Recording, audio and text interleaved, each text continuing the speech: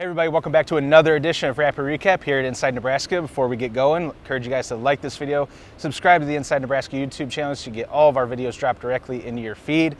With me as always is Tim Verghese. I'm Zack Carpenter. Tim, we had Tony White. We had our usual run of both coordinators, Tony White, Marcus Satterfield, Dylan Raiola, coming out for what's going to be weekly press conference. I love to see that. The quarterback, like Rules always wanted, every week, every Tuesday he's going to be talking. After every game he's going to be talking. Then we had a few other guys. A fly just tried to fly in my face, but I swerved that. MJ Sherman, Nash Hutmacher, Gunnar Gottula, and a couple others. Jamal Banks, Isaac Gifford. That was the roundup of players. I think after Nebraska's defense gave up 31 points and ran over the field. I mean, Northern Iowa ran on them. Illinois obviously ran on them and wore them down late in that game. So I think the number one sort of storyline, I think, is the defense, how it's not playing up to the standard of what they want to be, a top 10 defense. They want to be the best defense in the country, and they have not played like it the past two games. Tony White talking today, talking about maybe making some changes from schematic standpoint. Yeah, just getting back to what they did last year. You know, they were so unpredictable, it felt like at times last year, and they just dialed it up. They got after the quarterback a bunch, and this year they've been a little more toned back. It feels like kind of the messaging has been just like kind of let the veteran guys read and react, and now you're kind of seeing them, I think going back to the drawing board a little bit. You know, I think it was good to get some context from Tony on just what happened on Friday night. I keep saying Saturday. But, yeah, no, I keep thinking it was Saturday too. But what happened on Friday night? But I mean, the main two things I think he mentioned is first half they kind of were expecting them to run it on them, so they loaded up the box and were kind of playing as established football, not trying to get after the quarterback a little bit, just kind of managing their lanes. Sort of keeping it vanilla. Yep, keeping it vanilla and managing their lanes to kind of stuff the run. But then, you know, they kept getting into these third down situations where they were throwing it on them and they're playing so soft. They were able to get those conversions. In the second half, they were like, okay, let's get after the quarterback a bit. Then those run lanes started to open up, and you saw late in the game how Illinois was just able to kind of chew clock and run down Nebraska's throat a little bit. So you're hoping to see some adjustments from that. And he seems confident just in his guys about, like, putting them in better positions to make plays, and also again looking at the scheme and trying to figure out, you know, how do we prevent what happened on Friday from happening again. And Ms. Sherman was talking about this. Ms. Sherman at the Athletic on the Nebraska beat on their Locked On Nebraska podcast. I think it was yesterday, Monday. That he made the point of pointing out that Tony White's defense, it works best when, like you said, it is getting chaotic and it's making people guess. It's just using guys using its personnel to fly around, read and react instead of, or was it the opposite? To just fly around. Mm-hmm. Did you say not read and react when you were talking earlier? Yes, I mean that's what they're doing right now, rather than, you know, just like getting after the quarterback and just kind of playing, you know, with their hair on fire. Okay, so so instead of playing like that, playing so smooth and aggressive like they did last year, maybe they're being asked to do too much. And I know Mitch was the point I was trying to make was that he said maybe there's a disconnect and not on the same page between Matt Rule and Tony White of what this defense wants to be or needs to be. Maybe too many four-man pass rushes, trying too heavily to rely on having not mixing up those blitzes, sending extra pressures, and being a little too, I guess, again, use the word vanilla instead of. I don't even think it's vanilla. I just think right now is just like. Yeah, I just want to. Ideally, I think for them is you want to get to a world where you can get after the quarterback with just four pass rushers, but they're not there yet. Like as a defense, I don't think they're there yet. And so, you know, they need to be able to dial it up a little bit more. They need to be able to, and on the back end, you know, you can kind of trust your secondary a little bit in man when you're able to get home. And they just have not been able to do that because, one, they're not getting home, and two, in the back end, it's like they're asking them to play kind of soft zone. Guys are opening up that zone because the quarterback's able to extend plays and kind of get out of the pocket. And then you have Tommy Hill. I don't know what the status update is. I know it's day-to-day. Well, I know the status update from Rule yesterday was day-to-day with plantar fascia, but that's like one of those lingering injuries, like a hammy especially for a running back, a plantar fascia for any player, obviously. But especially one going backwards where their heel just isn't, Yeah, exactly, where you're not going to be able to cut as fast or as smoothly, and you're going to be thinking about it because you know the pain's coming. And they mentioned it today. We didn't realize this. I don't think we'd heard it until today, but he tried to play through it initially, and, you know, he got beat on that first touchdown. Was clearly looked a step slow and was obviously a step slow just because of dealing with that heel. So probably give him a little grace for that first half performance he had before he left with the injury, just because he was fighting through what is a painful injury. Yeah, does that make you feel better or worse if you're a Nebraska fan? Like, oh, Tommy Hill was terrible on that first drive. Like, he let three completions, including the touchdown, let the receiver get wide open behind him. It's like, does that make you feel better or worse? Like, okay, well, it's because he was injured. Like, he wasn't playing like himself. Like, yeah. I think yes, but also like, yeah, but he's also injured, so it sucks at the same time, right? Yeah, for sure. So we're going to see Sierra Wright back in there. We're going to see another new starter on Saturday, and Gunnar Gottula, who stepped in for Turner Corcoran, is going to be out for a bit, but Gunnar's back. We got to hear from him today, just out in the hallway here, or out in the out in the yeah, you were out there. What's for Gunnar's availability? I think he was the only one who was on the practice field today.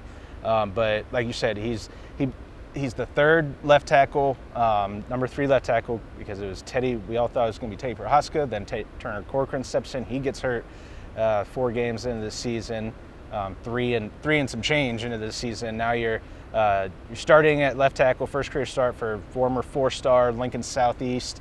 I think it was Southeast, yep. Right? And number 2 player in the state in the 23 class.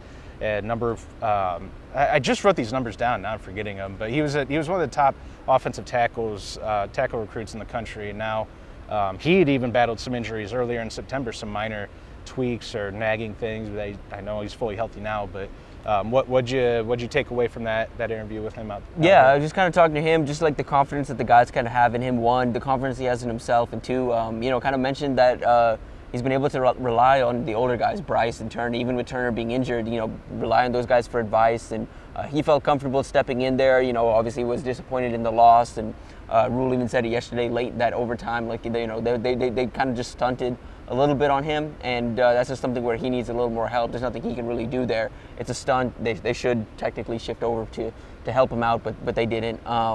But he felt comfortable kind of in his first appearance and is kind of ready and up for the task. He feels prepared for it. But excited to see him. It kind of gives you a little different look than what Turner does. He's more of a, can push some guys around, is pretty athletic, and move well in space. I was going to say, he can get on the perimeter, right? Yep. And so, again, for a quarterback like Dylan, that helps. A guy that can kind of really extend the pocket a little bit for you, especially to the left side, to Dylan's blind side. Yeah, and Gunnar making his first start against Purdue, and like when you just think of it, like you don't have the Purdue George Karlaftis of old, where you have this star pass rusher that immediately comes to mind. Yeah, exactly. Where did he transfer to? He's at Texas A&M now. Okay. He transferred out. Obviously, Karlaftis is long gone, but you still have this dude who was a problem for Nebraska last year, and Kydron Jenkins, who. He was playing a little more edge, outside linebacker last year, and he laid the hardest hit on Heinrich Harburg that he took last season. That sort of changed things, because that was sort of the Heinrich had been taking hits throughout the season, whether it was on a sack or carrying the ball, and then that one was sort of you look back as a turning point of, okay, that's when he started really feeling it. Mm-hmm. Then Kydron Jenkins had the 65-yard stripped it from Jeff Sims and hauled it for a touchdown.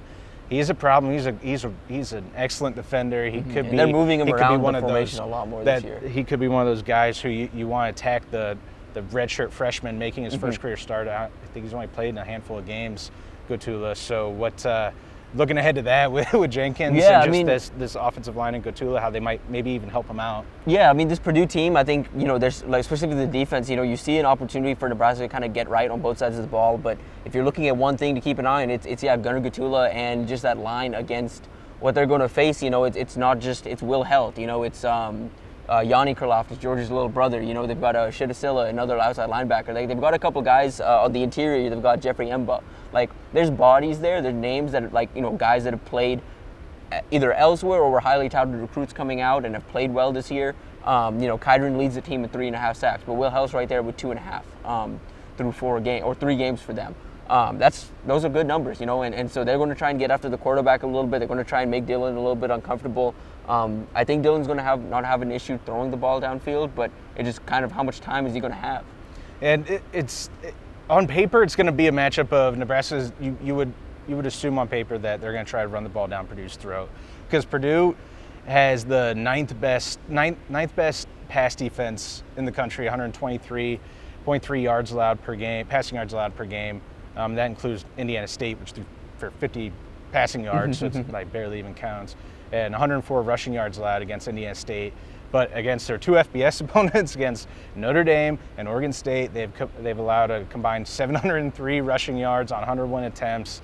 They're allowing over 6, maybe it's almost 7 rushing yards per game to those two teams alone, and to all season to 3 opponents, 5.6 rushing yards per attempt, which is third worst in the country. The only teams that are worse are Kent State and Florida Atlantic.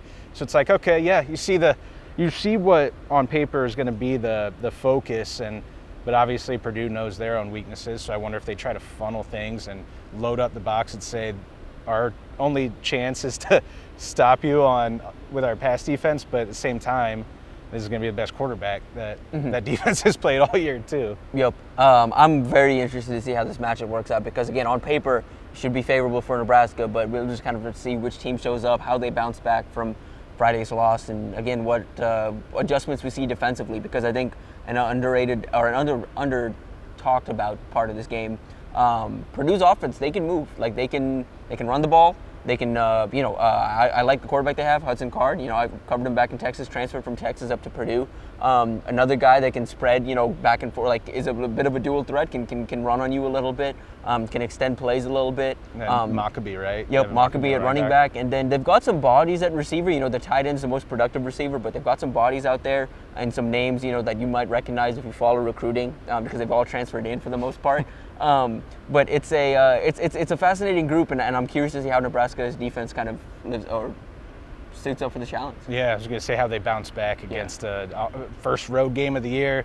After 3 night games in a row, it's going to be 11 a.m. Central, 12 p.m. Eastern kickoff time. So back to sort of normally scheduled programming. I know you weren't here with us last year, but like I was going to ask Steve and Jansen this. Like it's been 2:30 p.m. kickoff, 6:30, 6:30, 7 p.m. on a Friday.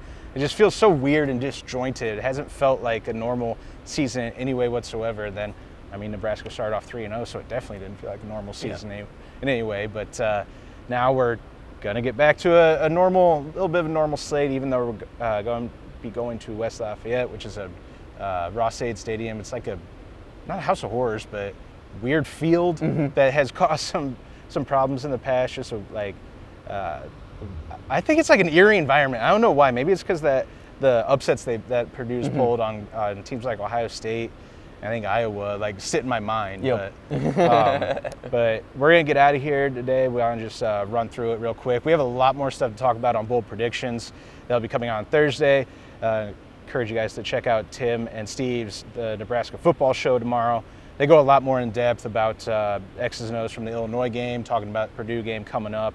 And then we also have Recruiting Blitz and Black Shirt Breakdown with former Husker Jay Foreman.